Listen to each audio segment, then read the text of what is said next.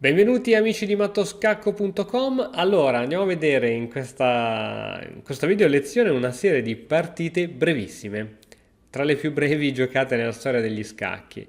Quando è che essenzialmente una partita finisce in poche mosse? Quando uno dei due fa una svista clamorosa e l'altro giocatore chiaramente riesce ad approfittare di questa svista andando in vantaggio di materiale o addirittura chiudendo subito la partita con uno scacco matto.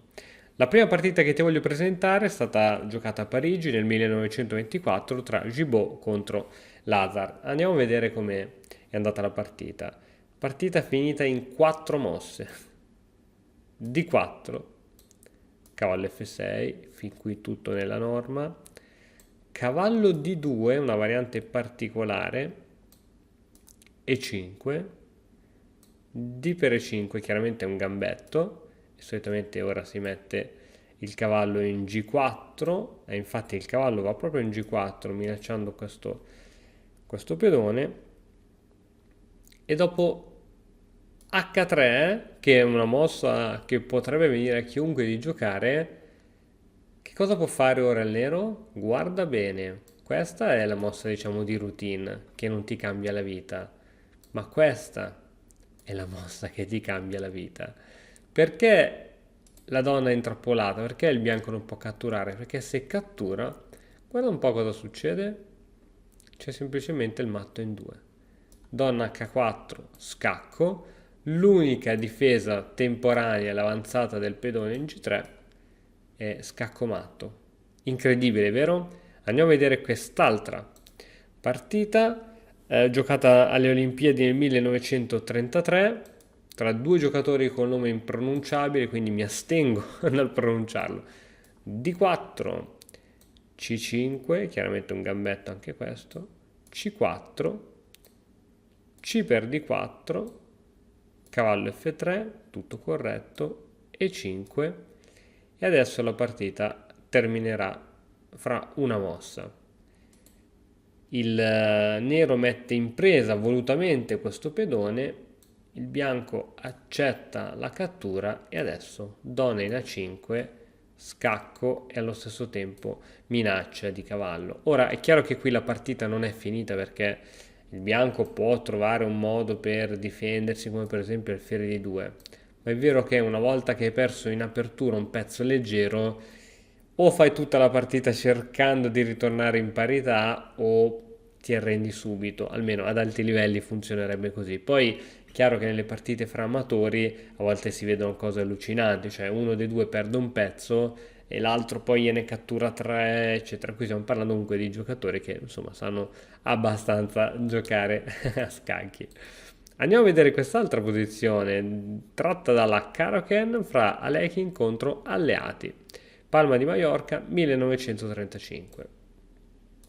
E4, C6, D4, D5, tutto normale.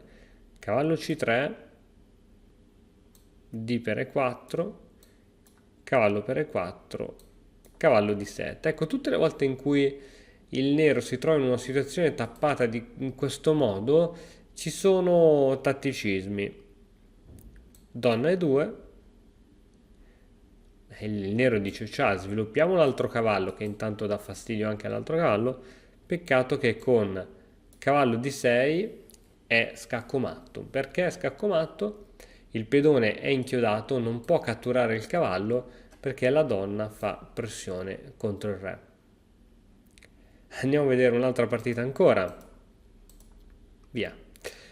1950, andiamo avanti con l'età, sempre dalla Caro-Kann e andiamo a vedere come è stata giocata. E4, C6, cavallo F3, D5, cavallo C3, cambio, cambio, cavallo D7 ancora un'altra volta con la mossa di cui parlavamo prima, donna E2 e ancora un'altra volta cavallo di 6 matto. E qui è stato presentato lo stesso tema essenzialmente, ma con una variante trasposizione di mosse iniziali.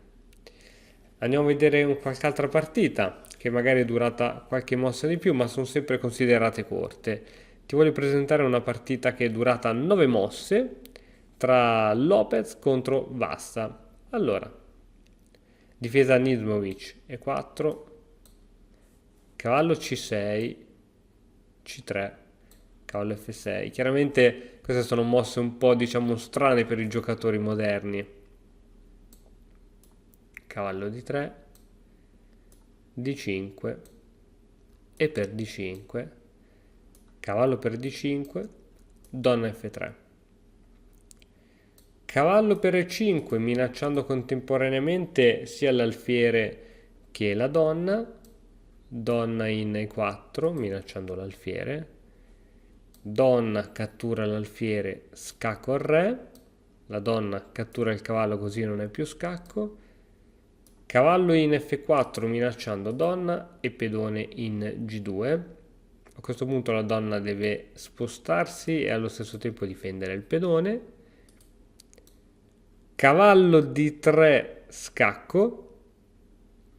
Chiaramente la donna non può catturare il cavallo perché è sostenuto dalla donna. Il re si sposta in D1 e c'è alfiere in G4.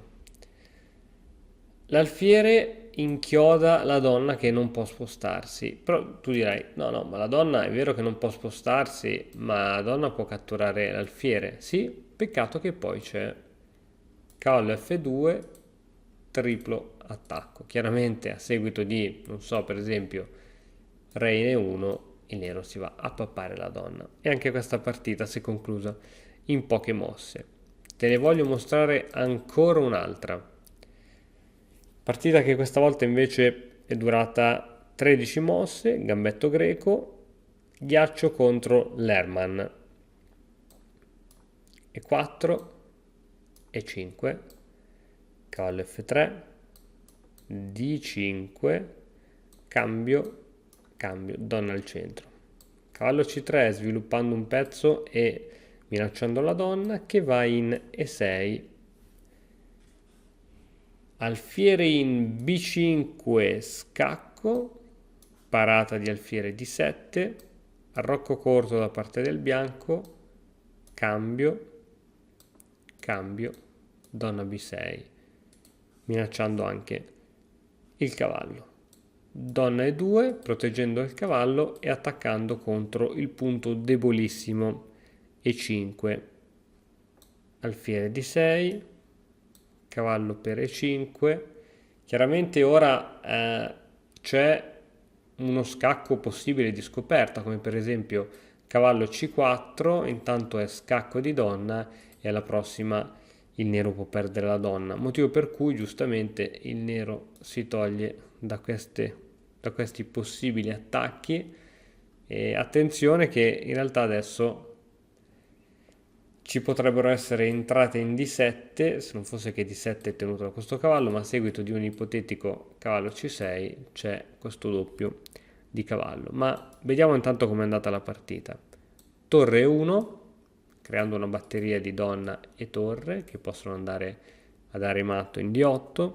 Cavallo F6, giustamente, che protegge anche ulteriormente questo punto. A4,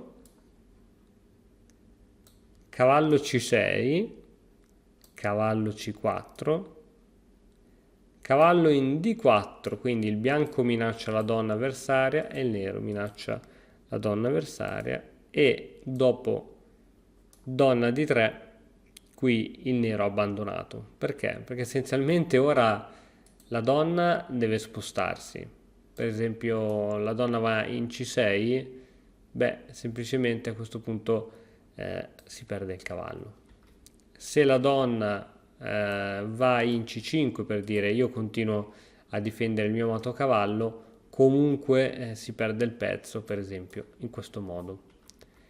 E altre case buone in realtà non è che non ce ne siano parecchie, può andare nell'angolino, ma anche qui si perde sempre il cavallo, e, insomma il bianco ha una posizione fortissima. E questa partita è finita per esempio in 13 mosse. Sicuramente ce ne sono tante altre partite fra giocatori importanti che sono finite in poche mosse. Chiaramente tutte le volte in cui una partita finisce brevemente vuol dire in breve vuol dire che c'è stato chiaramente un errore. Sono errori che possono capitare a tutti noi, per questo vedere queste miniature, le chiamano, possono dare così un piccolo contributo alla tua teoria cacchistica ed evitare insomma di cascare in questi piccoli tranelli di questo fantastico gioco. E ora per continuare, che cosa posso fare? Beh, innanzitutto ti consiglio di iscriverti al nostro canale in modo tale da non perderti le nuove video lezioni. E poi puoi vedere il video che è stato più cliccato in questa settimana. Ci vediamo, ciao!